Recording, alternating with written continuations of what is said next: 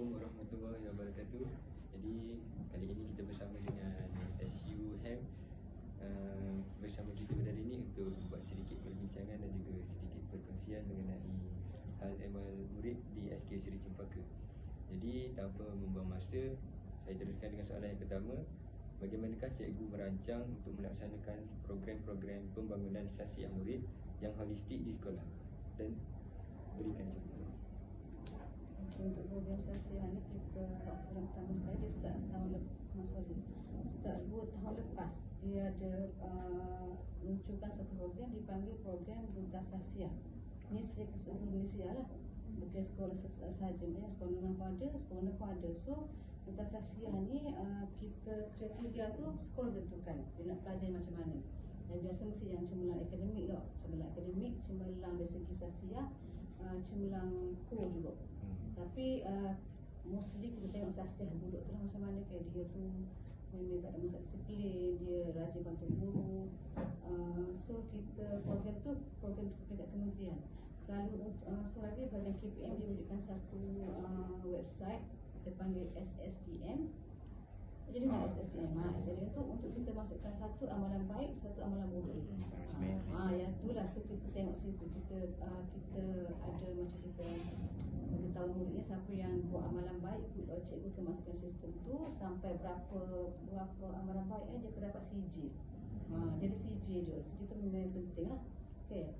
Untuk sekolah pula kita ada program untuk sasi murid ni.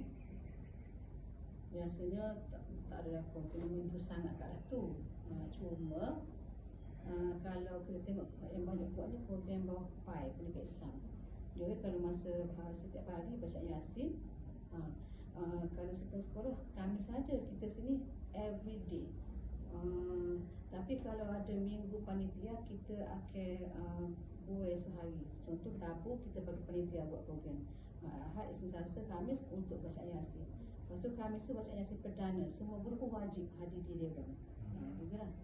Yang keduanya, tak lupa juga bulan Ramadan ni kita ada tadarus Quran tahap 1, tahap 2. Tahap 1 ni kalau tak puasa tu dia kena pergi makan lah.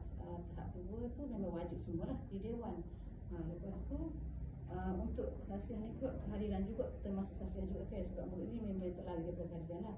Kalau yang kita ada buat contohlah kehadiran yang datang penuh tu kita akan bagi CJ, dapat hadiah gitulah. Tapi kalau yang bermasalah kita akan panggil parents dengan budak tu sekali. Tu untuk kita bagi kesedaran daripada parents. Hadiah ni penting ke sekolah. Sasiah lainnya kalau dari segi kalau kita setiap pagi kita ada pimpinan dekat level okay? Kita akan make sure setiap hari kita akan beri peringatan pada murid.